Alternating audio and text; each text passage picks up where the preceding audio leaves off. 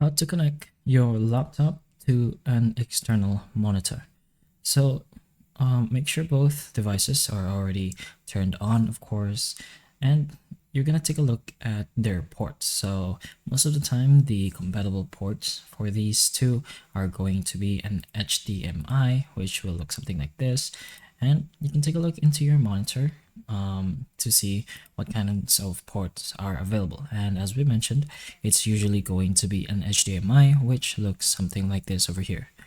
And for the laptop, usually there will also be a port that will look like this, and it's still going to be an HDMI. So go ahead and prepare your HDMI wire and plug in both ends to whichever. You don't have to worry since both ends of the wire are going to function the same, so you can go ahead and plug in whichever side you want. But once you have plugged in both HDMI wires to your laptop and to the monitor, it should automatically connect and display your laptop display to your monitor.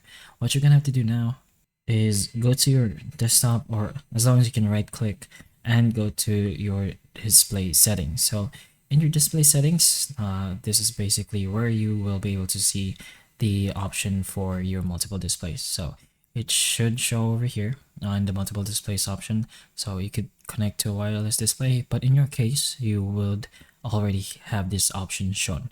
Then you can just go ahead and edit the orientations and basically the overall displays on both devices at the same time. But that's pretty much how you connect your laptop to an external monitor. So hopefully the information of this video can help you, and if it can, please like and subscribe for more videos like this, and that's all.